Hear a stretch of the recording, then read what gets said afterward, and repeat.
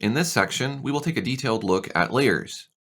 Layers offer one of the greatest advantages to making art on a computer because they allow you to separate the overlapping objects in your composition into individual elements which can be manipulated in various ways.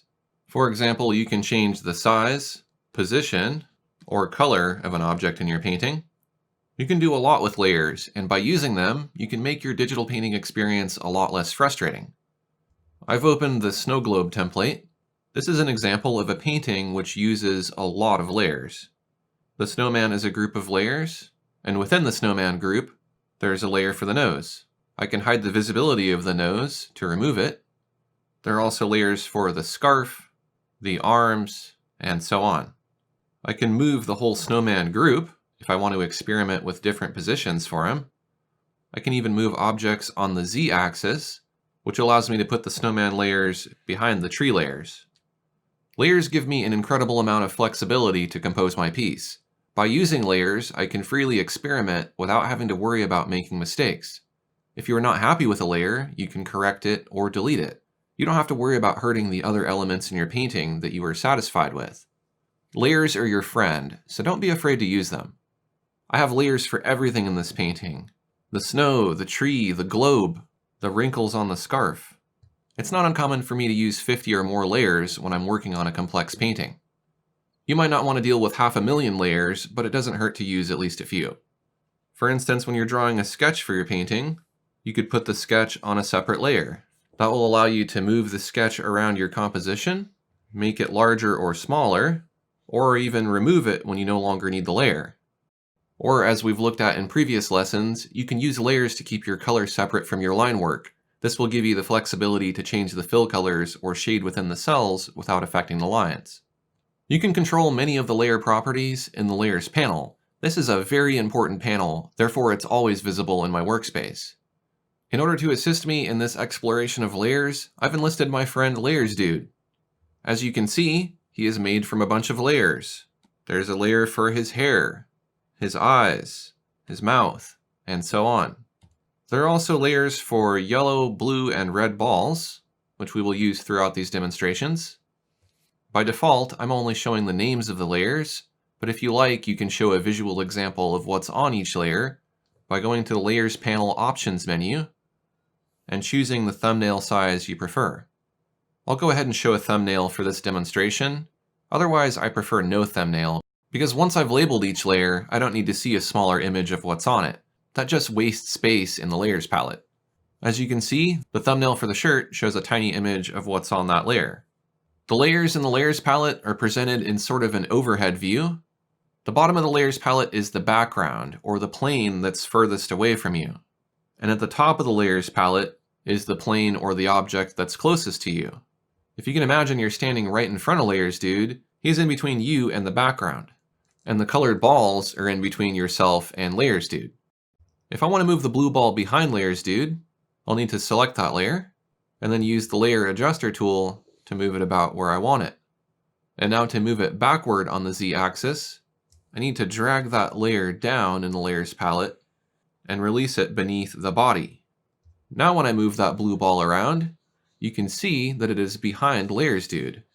And if I want to bring it back in front of him, I just drag that layer to the foreground or the top of the Layers palette. As we looked at earlier, I can also group layers together. For instance, I have all of these head layers grouped together. I can still manipulate each layer independently, but the advantage to having them in a group is that now I can transform all the layers simultaneously. I'll perform a free transform and choose the rotate mode. I'll move the reference point onto the neck, and then I will rotate the head to put it at an angle. I could even use layers in this way to create frames for an animation. Once I apply that transformation, I've modified all of those head layers together. If I want to rearrange layers on the X and Y axis, I can select the blue ball and then drag it around using the Layer Adjuster tool. I can select multiple layers by holding down Control on my keyboard and clicking. I'll add the red ball to my selection. You can see both layers are selected and highlighted in the Layers palette. If I want to temporarily hide multiple layers, I can click on the eyeball to make them all invisible. I can also hide entire groups if I like. And if I don't want layers anymore, I can delete them. Once removed from the layers palette, those layers are removed from my painting. I can bring deleted layers back as long as I'm able to undo to the point before I remove them. In order to save your layers, you'll need to go to Save As and choose a file format that supports layers, such as Painter RIF, Photoshop PSD, or TIFF. The other formats will flatten your image to a single layer, so if you ever need to save your layered artwork as PNG or JPEG, make sure you're saving a copy. There are some layer types that are proprietary to Corel Painter, such as watercolor, thick paint, and liquid ink layers.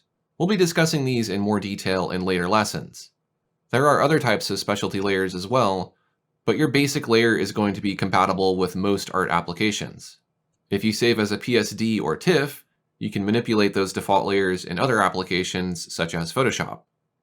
Now that I gave you an overview of working with layers, let's get hands-on by creating and manipulating some layers.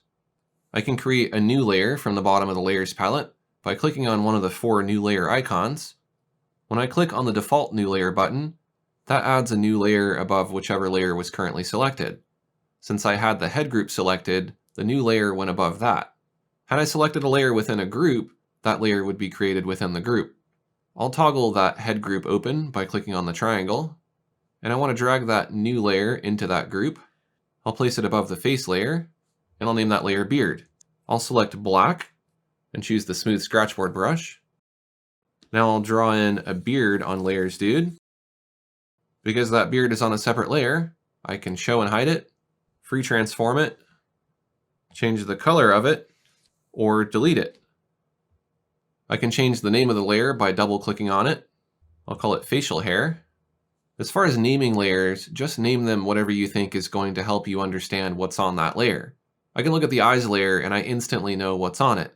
If I only have layer 1, layer 2, layer 3, layer 4, that makes it very difficult to know what's on your layers, and you'll have to rely on memory or fumble with hiding and showing the layers to sort things out. You will get into situations where you don't know what to name a layer. In that case, just use whatever label works for you. For example, it may suffice to create a label based on the color of the object. You don't have to use really long labels for your layers. You can feel free to abbreviate. For example, rather than texture, I'll use tex, or instead of background, I'll use BG. Rather than facial hair, I could just call the layer F hair. I'll delete that layer. While layers can be very useful, they can also be difficult to work with if you don't pay careful attention to which layer you're painting on. For example, I might want to add some more hair to Layers Dude. I'll extend his hair over his eyes, but I accidentally painted on the face layer. If I wasn't aware of this, then I'd be in for a surprise later on. If I hide the hair layer, you can see that I've ruined my face layer.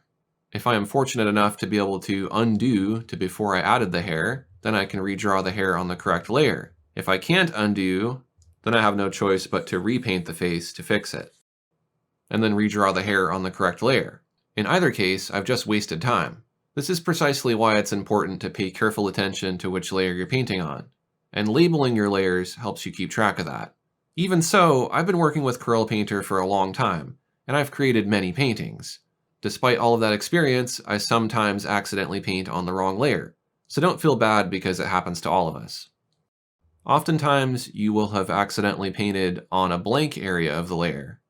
If that happens, you can easily make a selection of the misplaced pixels, and then cut and paste them above the correct layer. Then just merge those two layers together. One thing that you can do to prevent painting on the wrong layer is to lock the layers you are not working on. You can do that by clicking the lock icon at the bottom of the Layers panel. That adds a lock icon next to the layer to indicate it is locked. You can also click on that lock to unlock the layer, and by clicking in that same spot, you can lock it again. If I try to paint on a locked layer, a warning message appears letting me know the layer is locked and I cannot paint on it. You can also lock groups, and you can even lock the canvas layer. I'll lock all of the layers except the hair layer, and now even if I accidentally select the face layer, I am unable to paint on it. To unlock all the layers at once, choose Unlock All Layers from the Layers Palette Options menu. It can feel tedious to have to lock and unlock layers while you're working, so it's better to just pay attention to which layer is selected before you paint. Hidden layers are locked by default, so you won't be able to paint on a hidden layer even if you try. This is helpful for preventing accidental marks on your canvas. When layers are locked, you will not be able to merge them or perform a drop all. You'll need to unlock those layers first. You can watch the second half of this lesson along with the rest of this course by purchasing it from my website at aaronrutten.com.